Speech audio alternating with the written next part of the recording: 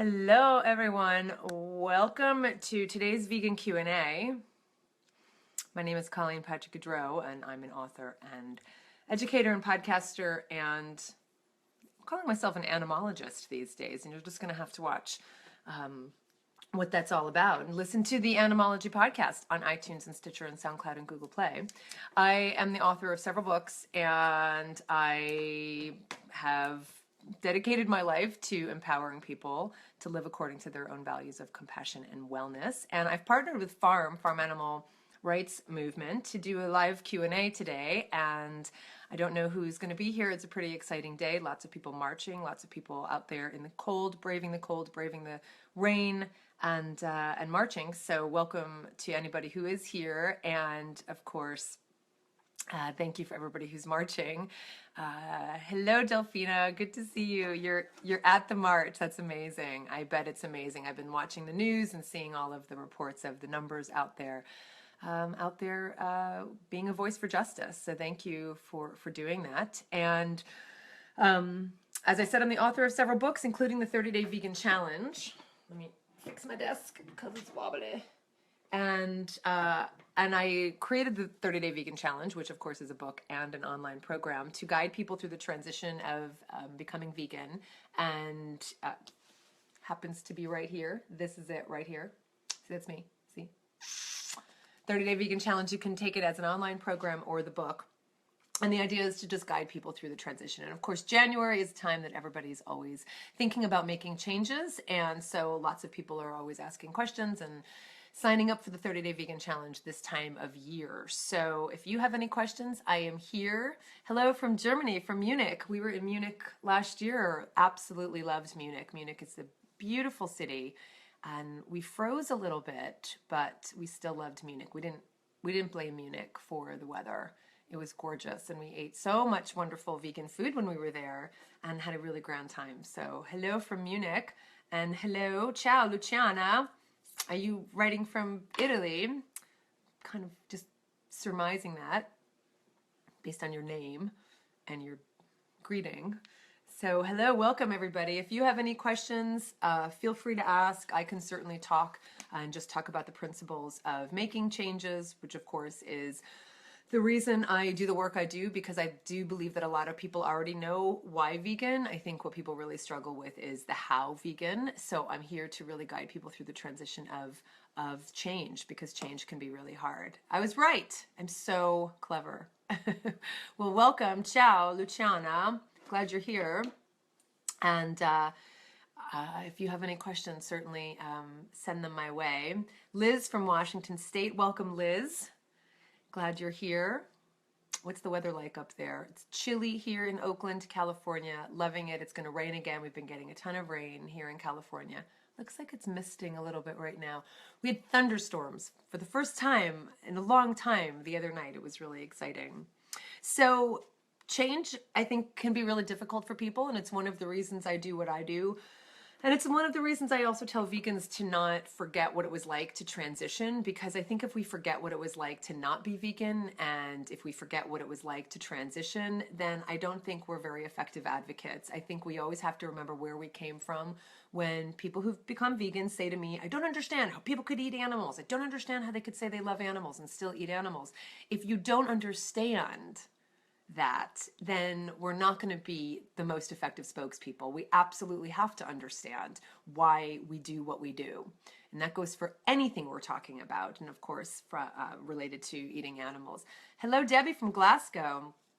I have another connection there. We're going to be in the Highlands, actually, in the summer. We're taking a walk through the Highlands, and we were in Glasgow a few years ago, seeing Alan Davies do a show in Glasgow. It's kind of centered in Edinburgh, but then we took a drive through the Trossachs and saw Alan Davies do a show there. So hi, Scotland. We'll see you in just a few months. I'm excited about it. And Liz said it's beautiful here for the first time in Washington State. Fantastic. Well, good. I'm glad. It's nice to have beautiful weather. And Washington's beautiful. Love it. We were actually up in Washington. We were in Washington just last year for a talk I was giving in, where was I? Is it Port Townsend? Port Townsend, is that right? It is drizzling. I'm watching the rain right now. It just started raining again. And we were supposed to go for a walk at 2 o'clock, so we're just going to have to see if that's possible still. Mark says, any advice on public speaking and nervousness? Oh, that's an interesting question. You know, the way to get good at anything, including being vegan, including public speaking, is practice. Practice, practice, practice. So if you're interested in public speaking, there's lots of places you can go to. I assume there's Toastmasters. Oops, sorry about that. Phone fell. I assume there's a Toastmasters and something similar near you, but definitely get in touch with other people who are training folks on public speaking. You know, but practicing is really going to make all the difference. Very tenuous stand right now. Hopefully that will hold. And that's the case with being vegan as well. I mean, it's one of the reasons I talk about doing it for 30 days, because once you actually dive in and jump in, you then start to create habits and it becomes more familiar and you start to create a foundation.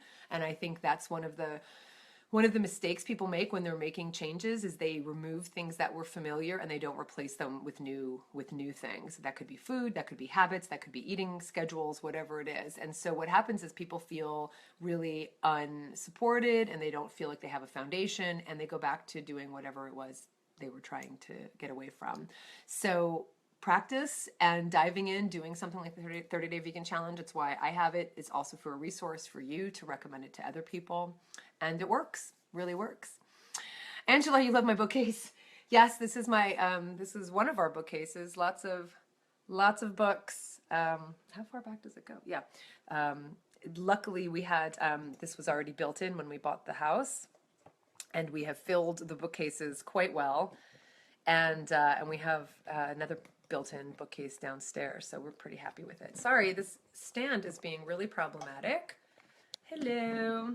Let's see if I can get this to be tight enough. Oh, I just muted. Hold on. Sorry about that. My stand is being really problematic. It doesn't usually do this. Yeah, it's not staying up. I might have to get a different stand.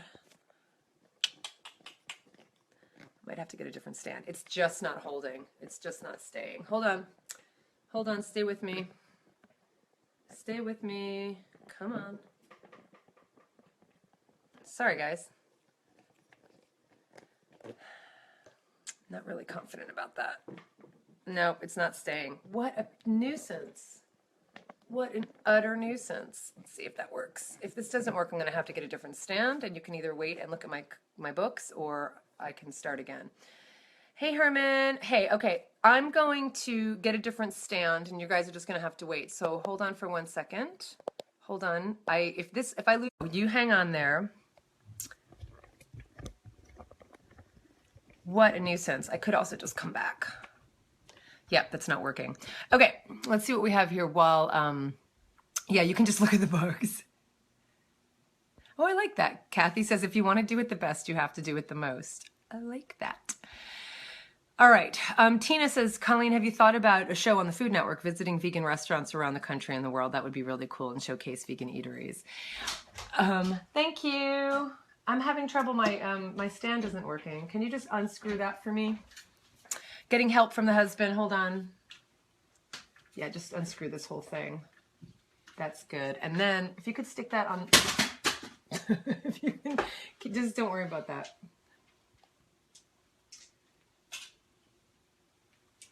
Could you put this on the other side of me, please? All right, guys, hold on.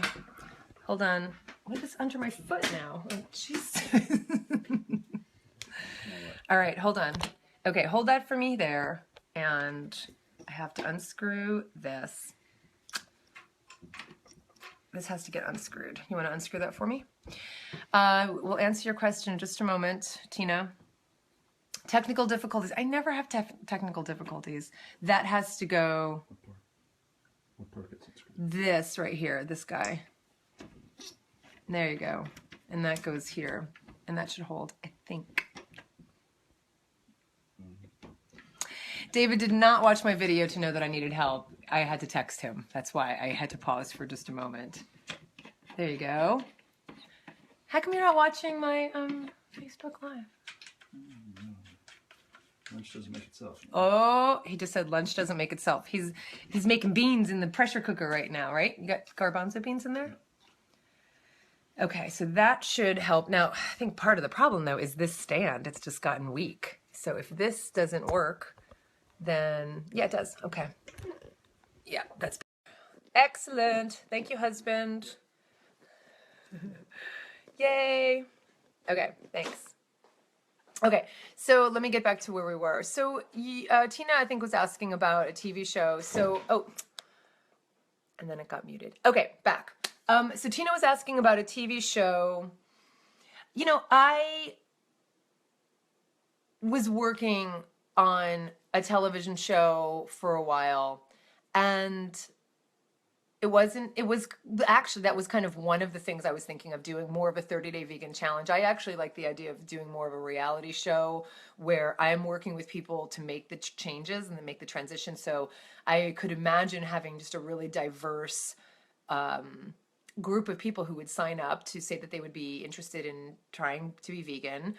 And then, you know, it could be a professional woman who travels all the time for work and has trouble finding food on the road. It could be a family with a single father who, you know, who works full time and has trouble making dinners for his kids. It could be someone who's on food stamps and feels that they couldn't afford to make the changes. So I just think there's a lot of potential for really giving people good information.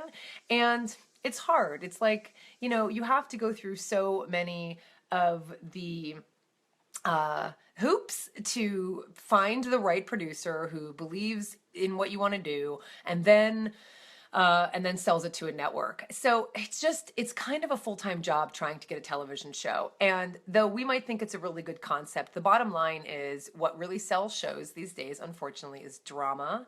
And reality shows, of course, are what most networks are doing these, or not most, but a lot of networks are doing these days because it's very cheap, it's very inexpensive. But you know, I just kind of stopped focusing on it because I just felt like it was a full-time gig. So it's not off the table completely, but it's just not really where my heart is. And the truth is, you know, if I really wanted to do something like that, I could do it online. I could do it as a television show through YouTube. I could reach out, but I don't know. I just have a really hard time because there's so many other things that I do and want to do that I'd rather spend my energy on my projects right now, like for instance, animology. So the potential's out there. The story's a great idea. We'll see what happens, but I don't think it's going to come from me anytime soon. Hernan says, hi Colleen, hi Hernan. Do you think that using the label vegan can sometimes might push people apart? I find that sometimes just saying that I eat only plants saves me from all the prejudgmental ideas people have about vegans. You know, I guess of two minds. I think on one hand, Hernan, that just because people have a problem with a label doesn't mean that there's a problem with the label. And when it comes to vegan, you know, I like the word vegan because I think it means something. And I think it helps people like things that go in a box. And yeah, you know, I could say I'm vegan, I could say I'm plant-based, but I really want vegan to be what is said. And then I clarify what it means, of course, when I have the chance and the opportunity and the time. But I usually clarify it because for me, being vegan is just an extension of my compassion. It's just a physical manifestation of my compassion. Being vegan is the most practical and logical and physical way to manifest the compassion I have, you know, not wanting to hurt anybody. And so in order to manifest that compassion, I do this thing called being vegan, which means I do the best I can to not hurt anybody. I like that. You know, I like that because I'm not plant-based. I'm not, you know, I even have sometimes you know, problem, but not in any real way, when food is called vegan, because it's like, well, is vegan a designation of food or is it a designation of a person? And so food is plant-based, even though I'll still say vegan food. And I usually say vegan food because I usually talk about it in terms of its fruits and vegetables and nuts and seeds and beans and mushrooms and grains and herbs and spices. It's not anything that we're unfamiliar with already. It's already food.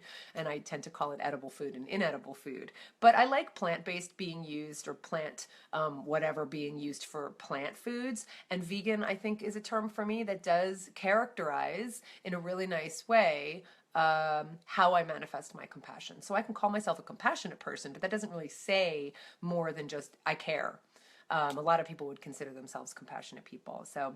So for me, I like it, and it's part of what I do is try and clarify what it means, and that's why I have spent a lot of time and a lot of years trying to clarify what it means for the public, and that's why I say the same things over and over and over again, and hope and do believe, because I hear from you, that it's something that you then can use to spread when you're talking to people. So for instance, being vegan is an extension of my compassion. It's a physical manifestation of my compassion. Being vegan is not an end in itself. It's a means to an end, and that end is compassion. It's not about wearing a label. It's not about, checking off this box and being obsessed with purity. So I have said the same things over and over a million times, and I'll continue to say them because I think it's important to clarify what vegan means. But just because someone has a problem with a term doesn't mean that there's a problem with the term. Does that make sense? Angela, Mariah, this is fabulous. This is me at work on a daily basis. What do you mean? Oh, you mean the technical difficulties? I just started working, says Christina, started a new job in Kassel, Germany at K+S, and tried something new. I did not tell anybody I'm vegan. It's easier to slip into discussions about food, health, ethics, etc. if you're not the vegan. Sure, that's one argument. You can say that. I also think it's actually really easy to slip into discussions about food and ethics and animals when you say you're vegan. I actually find that as soon as I say I'm vegan, people that ask questions and that conversation starts. So you can go either way, and it doesn't have to be black or white. It doesn't have to be, I'm only ever going to say I'm vegan and I'm never going to not say I'm vegan. Like, it doesn't have to be that way. Sometimes it depends on who you're talking to or what the situation is or where you're at or what the context is. So I don't think it has to be black and white, and I kind of play that card whenever I'm out in public. And sometimes I'll say vegetarian, they go, oh, vegetarian. I go, yeah, actually vegan.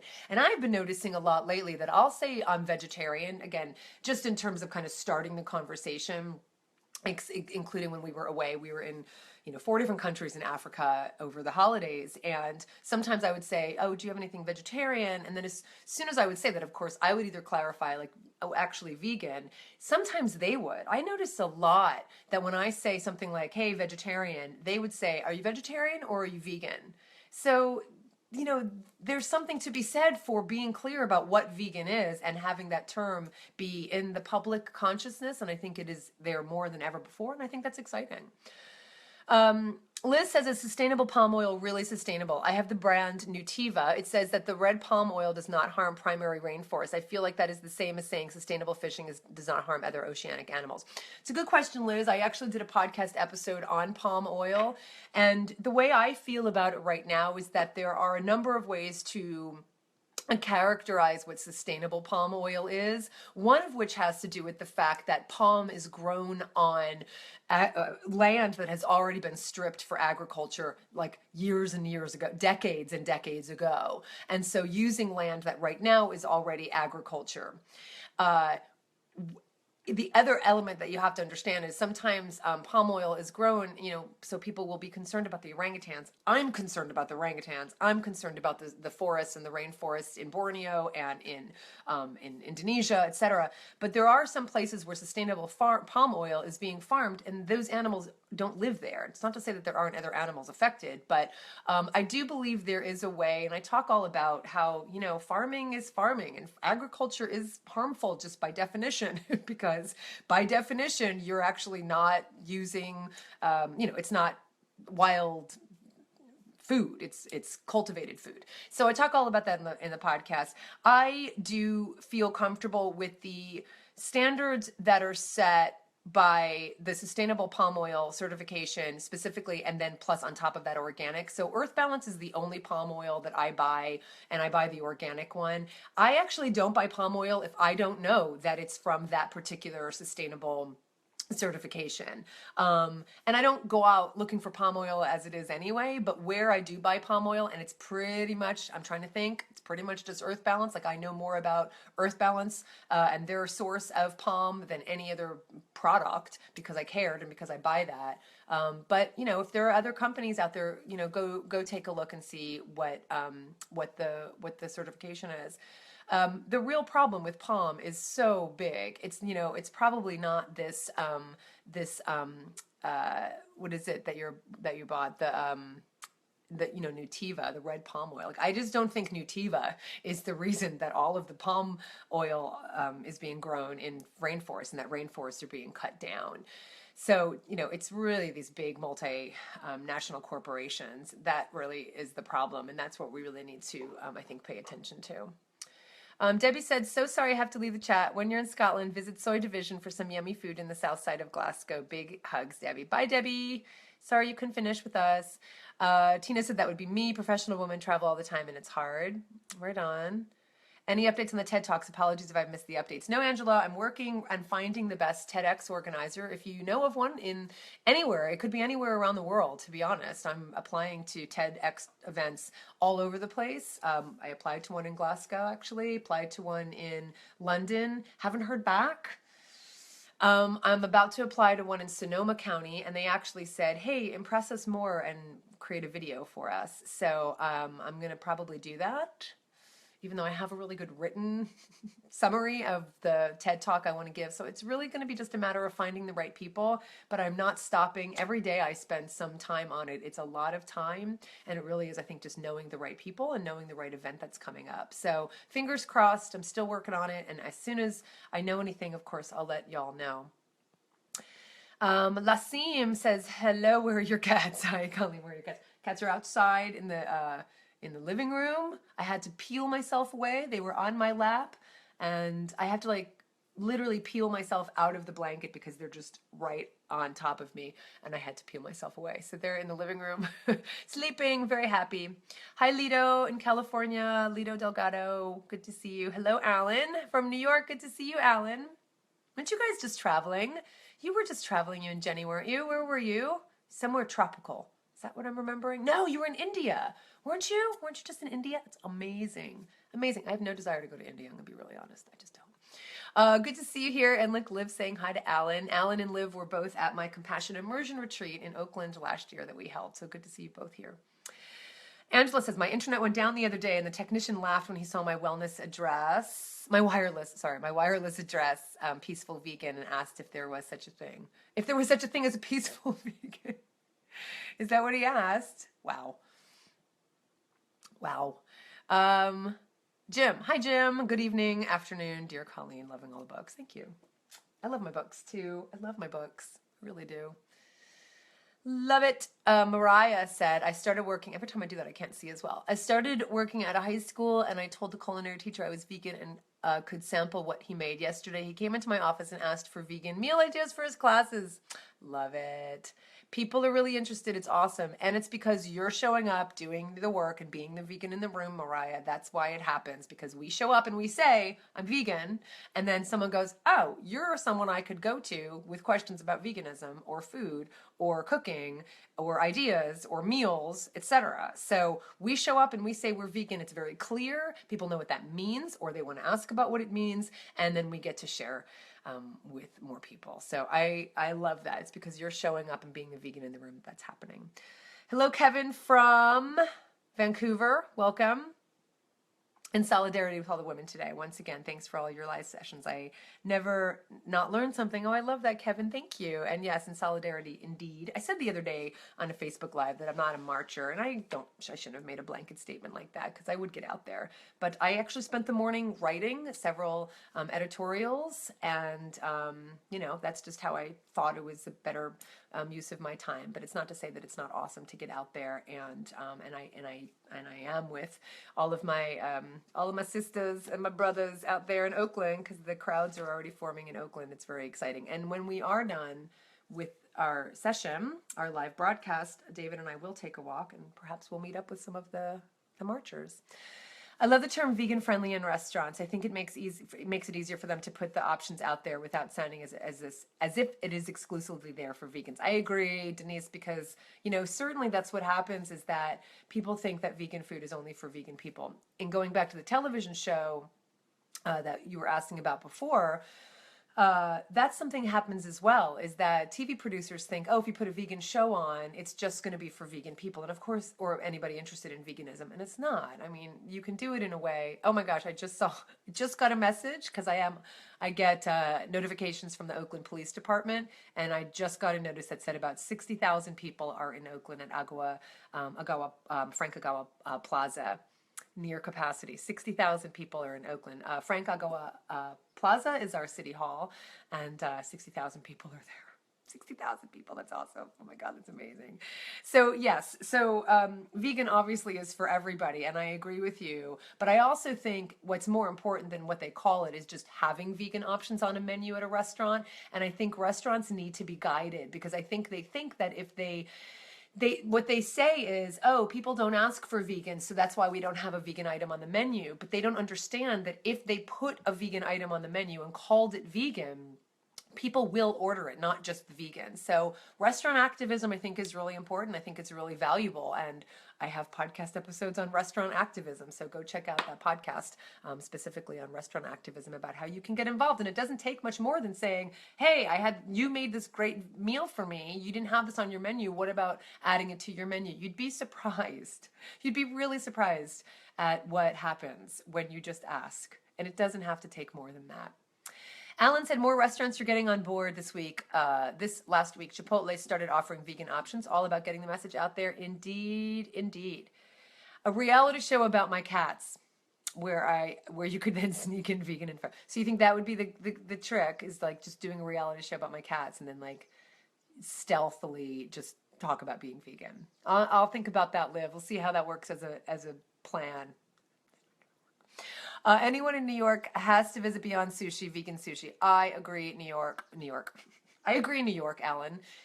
Beyond Sushi is fantastic. One of my favorite sushi places. And if you're here in San Francisco, my favorite sushi place, my favorite vegan sushi place is Shojin. Is it Shojin? Is that what it's called? Wait, I'm blanking on it's not Shojin. It is Shojin cuisine. What the heck is the name of it? What's the name of the vegan sushi restaurant in San Francisco, people? Help me out here. That's awesome, Alan. That's fantastic. Oh, I hope you had a wonderful time. Hello from Huntington Beach, Stormy Peel. Good to see you. Thanks, Alan. Yeah, if everybody's interested in seeing my Africa trip, of course, you can go to my Instagram or Facebook or Twitter feed, and you can see all of my, well, not all, I still have so many more to share, but there are lots of videos and photos from our time seeing the mountain gorillas in Rwanda and the wild animals we saw in Botswana. So go check those out. Thanks for looking at them, Alan. Sangha, hello. Happy Saturday. Can you recommend any books we can read about veganism, climate change, and animal rights? Gosh. I think one book that I would recommend, it's not specifically about climate change, but it's one of my favorites. It is, where is it? Let me find it. You should see my animal books. Okay, where's the one I'm looking for? Because I'm apparently forgetting anything, the names of anything. Oh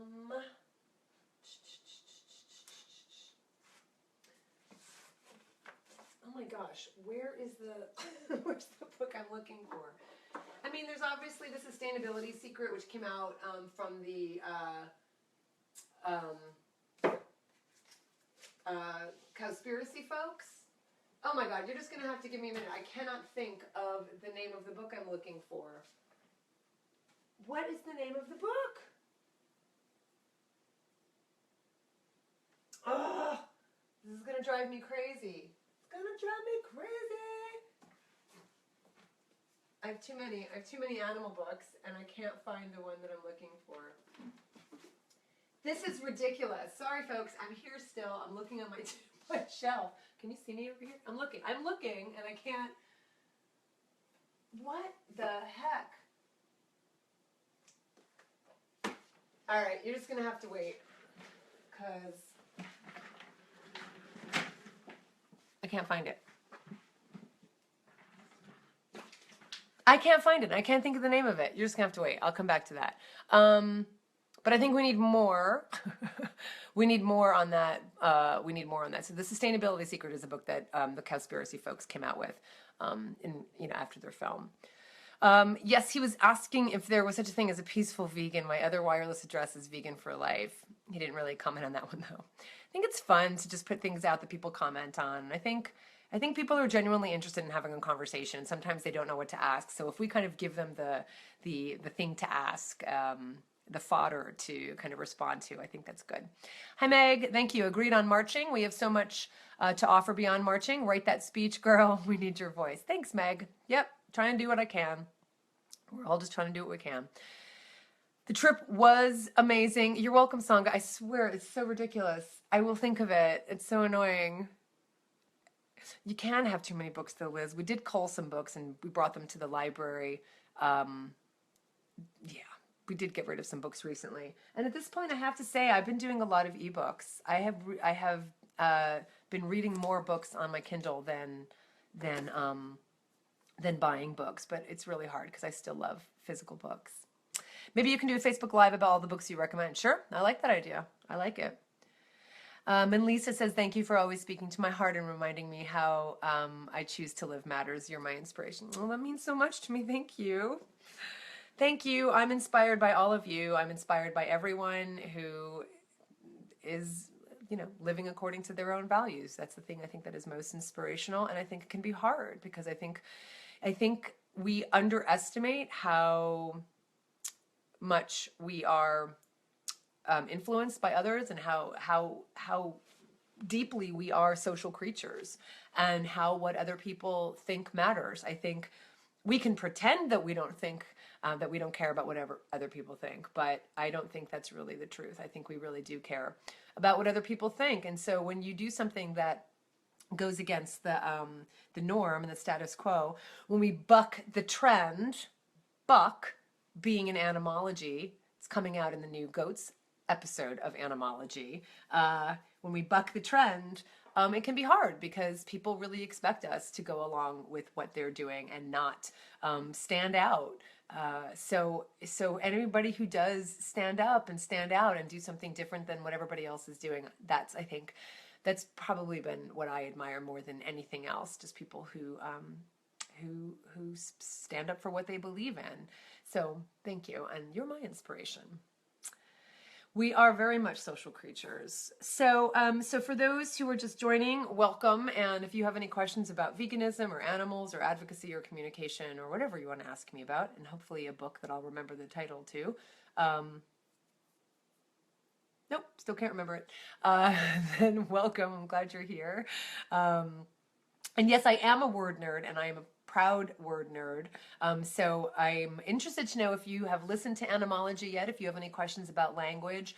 I am super excited about the work that I'm focused on right now, and it's really a bigger project, but the first element of that project is called Animology, and it's a podcast, and it's about the animal-related words and expressions we use every day and how they affect and reflect our relationship with animals. So right here, what you can see is my shelves. They're my shelves on language and words and etymology and linguistics, and it's something that I really love so much. And I think this is a really important topic because I don't think we understand how connected we are linguistically to animals. And so, when we talk about language and animals, I think the first thing a lot of vegans or animal advocates think about is all of the violent language we use. And of course, there is a lot to say about that. And I have in Food for Thought podcast, but now I'm saying it even more explicitly and pointedly on Animology. But there is a lot to say about that, about, there's more than one way to skin a cat and, kill two birds with one stone. So there's a lot to say about the violent language we use against animals. There's a lot to say about euphemisms. There's a lot to say about doublespeak. There's a lot to say about dichotomies. I mean, there's a lot to say about the ways in which our language denigrates other animals. But there's also a lot to say about how our language is deeply embedded in our relationship with animals. So the first several podcasts that are out there right now, like Coccyx, like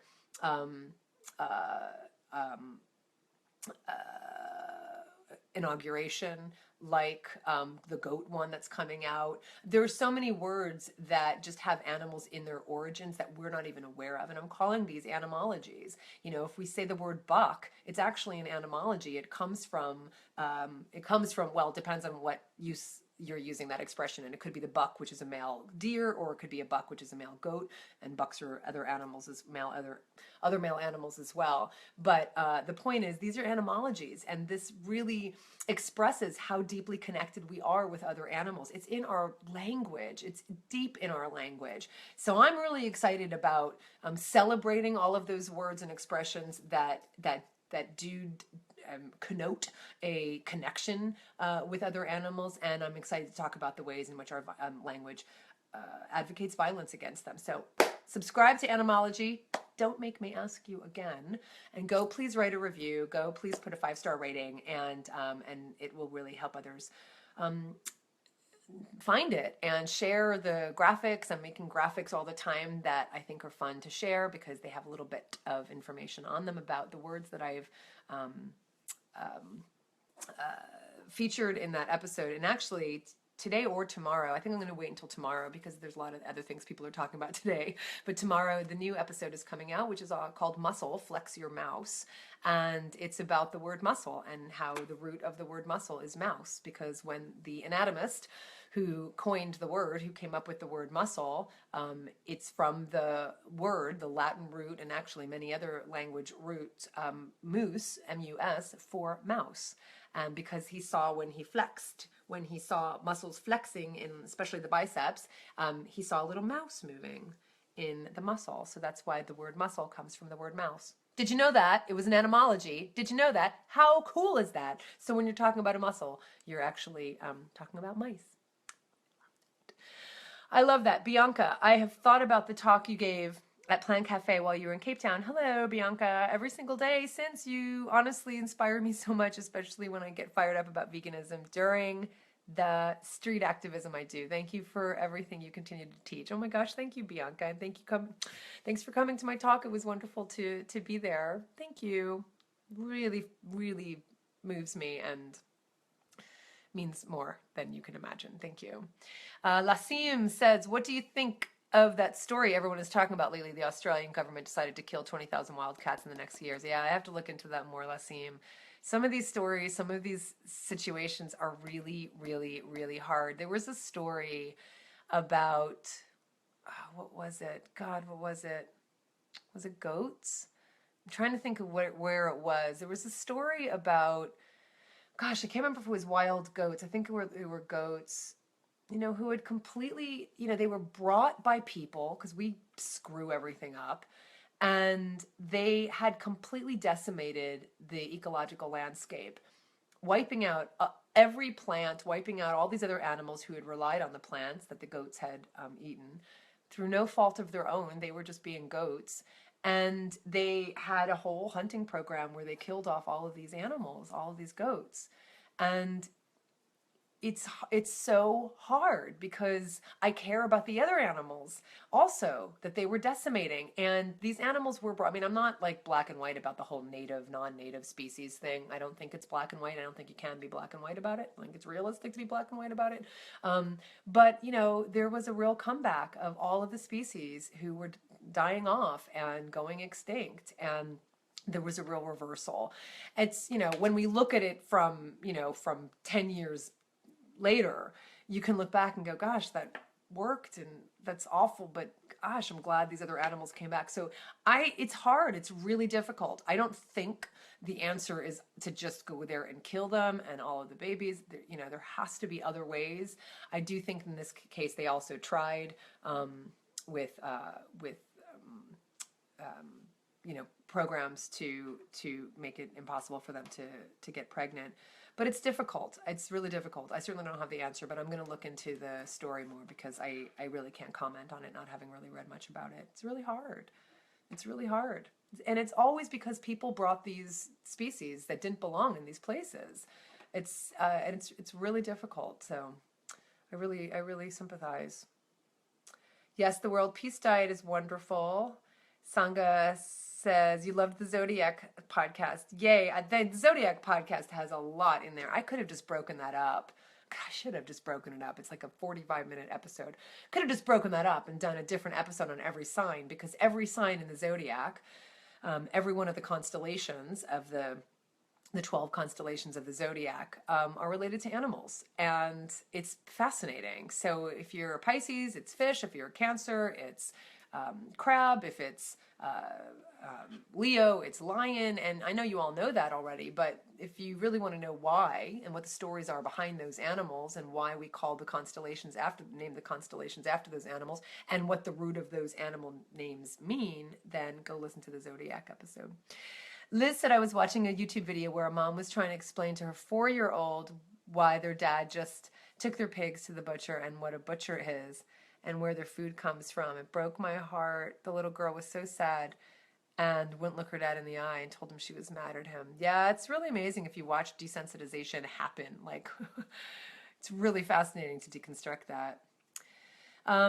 Amanda says, I'm really interested in starting a vegan business, but feel a little overwhelmed with all the info out there. I find the more I learn, the more I realize how much I don't know. Any advice for someone wanting to be a vegan entrepreneur? Sure, Amanda. I mean, would you mind telling me what kind of business you're talking about? I might be able to give you some more specific advice. Samantha, hello, Samantha. I simply love your podcast. I have your cookbooks, and I have so much respect for your factual presentation of veganism, as it has helped me to communicate so well with non-vegans. Thank you. Oh my gosh, thank you. That's wonderful. I'm so glad. I'm so glad. That means so much to me. Do you know what that feels like? I love it. I'd love to know that there's ripple effects. Because if I just did what I was doing and, I was just in an echo chamber, that wouldn't be any fun and I wouldn't get anything done. So thank you. Hello, Ryan. Ryan, I can't speak German. Denise says, Dr. Patricia, is it Talman, who has a doctorate in water resources engineering, has done an amazing book, Restore Our Planet Diet, Food Choices, Our Environment, and Our Health. Fantastic. It's very condensed, direct read, and has a unique feature, sample recipes that show comparison of animal. I'm going to see you. I'm sure you've continued that, Denise, and I'll continue that. But I'm glad you wrote that, because now it'll be in the comments for people to see, and I'll check it out for sure. Thank you for that. Thank you very much for that. Christine says, real carnivores, not humans, give life to a whole chain of other wildlife. And she's got Yellowstone Park. Yep. Well, I don't know if you know how much I care about rewilding, but it is something that I care very much about. So rewilding, I have to say, in rewilding, it's, sometimes some of the species who have taken over an area, again, because of human involvement, have been eradicated, to use a euphemism, and that has been the case. And yet, and there are some rewilding projects where it's not necessarily removing species, but just reintroducing species like the wolf in Yellowstone. There's such great success, and that really, to me, is the future. And it's one of the reasons why animal agriculture is a real problem. It's really affecting wildlife in the UK, in the US, in South America. I mean, just name a place, and agriculture impedes wildlife. And one of the things I'm actually writing about in the editorial I'm writing right now is about how, unfortunately, we tend to have this us or them mentality when it comes to animals. We have this us or them mentality when it comes to race relations in this country. We have an us or them mentality when it comes to, gender relationships. We think that if someone else is getting ahead, it means someone else is going to be left behind. And that's a real wrong-headed way of thinking, in my opinion. And so trying to persuade people to work together with nature and not just against nature, I think really is key. And farming is tough, because all of us eat because of farming. Most of us are not, I think the majority of us, in fact, I'm going to just assume everybody on this broadcast, you're not eating just from foraging and of course hunting. We're eating because of agriculture. So, how can that's hard to argue against, right? But what kind of methods can we support that work with the wild landscape rather than against it? And that's, I think, the real challenge for our time, especially because of industrial farming, both for plants and for animals. And I think that is the challenge of our time, and I think we all have to be part of changing that. I really do. And I think that's where we'll find success on state level, not necessarily federal, although I do have hope from the federal level as well, and making sure we're electing people who are going to enact policies that reflect the compassionate policies that we're talking about here.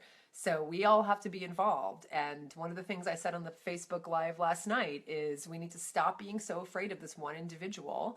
And this goes for wherever you are in the world. You know, one person does not have all the power. All of us, each individually, have the power. And if we really harness the power that we each have as an individual, just really imagine what that would look like. Quite literally imagine what that would look like. And then back into that, what would that look like for you? What does that mean for you? What does it mean?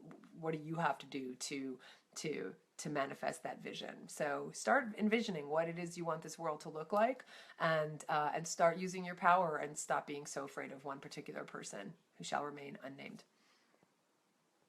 Pisces rule. Pisces do rule, Liv. Woohoo! Amanda, food business, vegan cafe, for example. So I would tap into, there are consultants out there who are helping vegans start businesses. Forgive me for I'm not remembering anything today. I didn't eat my blueberries today.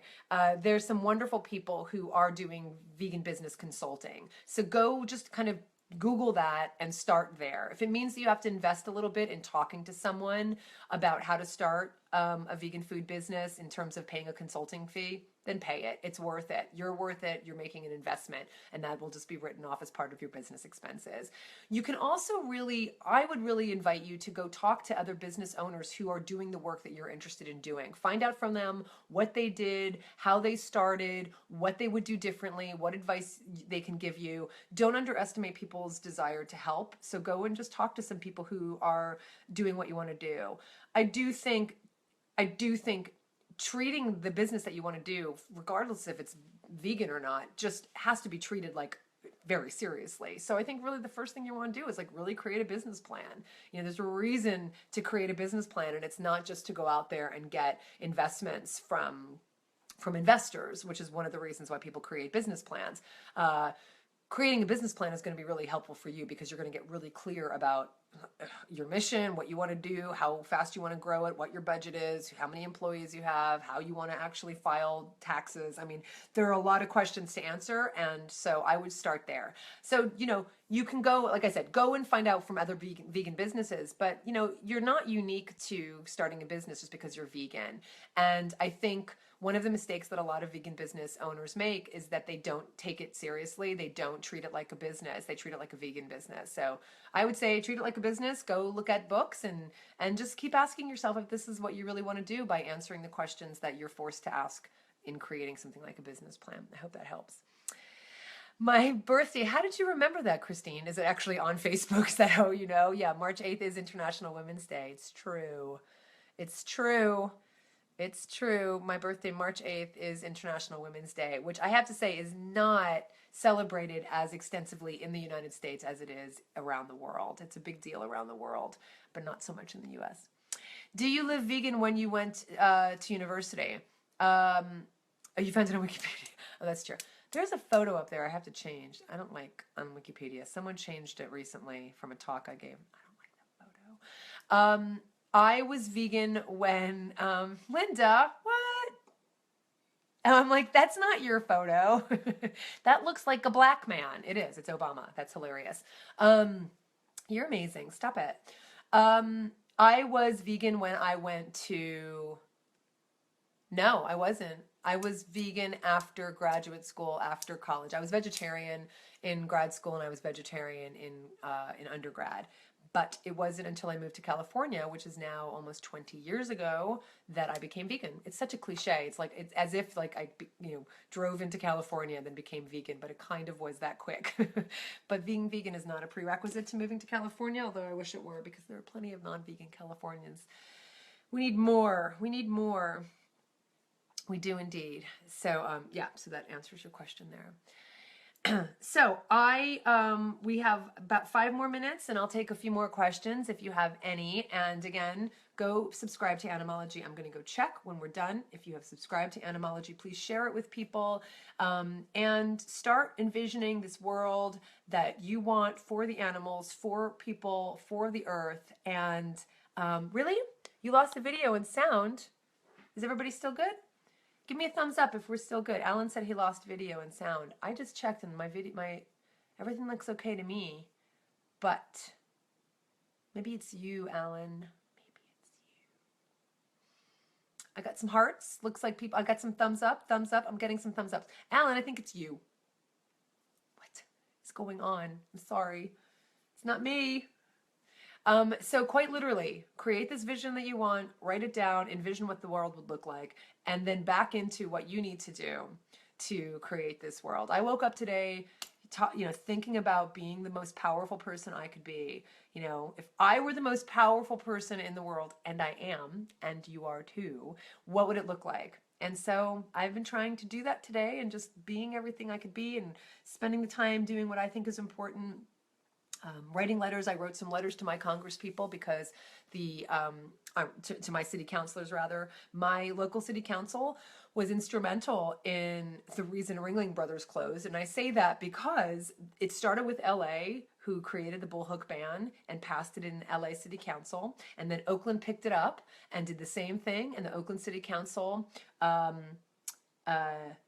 passed the bullhook ban, and Feld Entertainment came to Oakland, was fighting this legislation. They didn't want it to happen, and not long after it passed in Oakland, Feld Entertainment decided that they weren't going to have elephants in their shows anymore, and that was a victory in itself.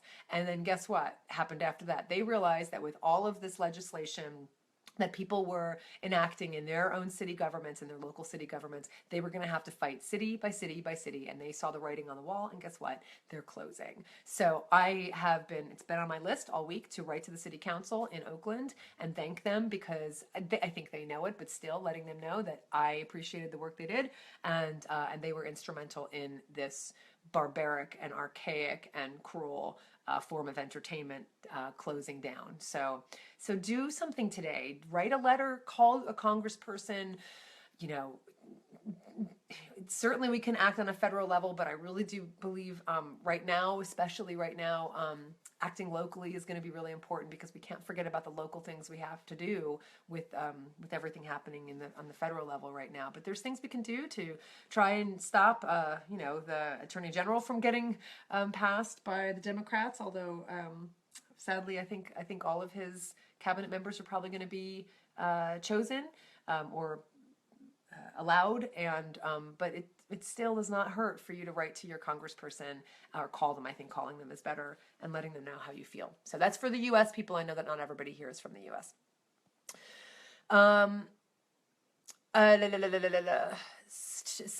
Samantha says, do you ever visit any of the vegan restaurants in Glasgow when you visit Scotland? Like Mono 13th Note. No. Wait, I thought you were gone, Samantha. Weren't you leaving? Was that you who was leaving? No, we didn't, because we were only there for the night seeing Alan Davies, and then we drove back to Edinburgh. But when we go this year, we might make make some time in Glasgow. Should we make some time in Glasgow? Should we do that? We're going to be pretty close. We're going to be close. So let me know if you think I should stop in Glasgow. If there's some vegan restaurants there, that'd be awesome. Christine said, I've been watching a lot from the March on Washington, and it's a little strange to see people talking about respect, compassion, and freedom wearing fur coats. I know it can be really hard. I know, Christine. Well, take a moment. And we do. And there were definitely some environmental groups there. Definitely need lots of voices for the environment. I mean, the fact that during the entire election there wasn't any talk about climate change and global warming was incredibly disconcerting. So make the media accountable, make the other people accountable, make yourself accountable, make our Congress people accountable, and talk about that. Write a letter. Write a letter. Don't tell me. Write a letter to the editor of your local paper and say that very thing. Say that very thing. Creating coalitions between social justice groups, letting them know that that was something that they may not have thought about, writing it in a way that's not antagonizing, but just truth-telling. Write that letter. Everybody, go. Write a letter. Go do something today. However you feel, whatever you think needs to be different, whatever you think is unjust, whatever, go act on that today. Jennifer says, my 12-year-old niece is now vegan and has been asking for my support in reading material. Any recommendations for someone her age? You mean in terms of animal issues? Look, I think 12 is old enough to read the history of the animal protection movement. I have talked a lot about the books for the protection, for the prevention of cruelty, and for the love of animals. Two books that I think are really something that every vegan, every animal advocate should read, because we should know on whose shoulders we stand. So For the Prevention of Cruelty, which is the history of the animal protection movement in the United States, and For the Love of Animals, which is the history of the animal protection movement in the UK. And I think those are really important, and I think she's old enough to read those. Some other books that are favorites of mine, I'd have to go back and look. I'm going to have to do a whole episode on just my favorite books, and I'll include people at various ages.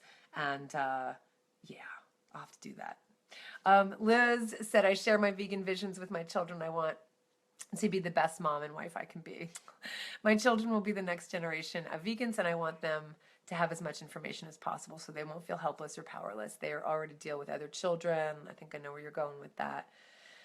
And I did not hear that Glasgow is a vegan mecca. I did not hear that. That is awesome. Nope, I haven't heard that. I'll check it out for sure. Definitely check it out. Definitely check it out.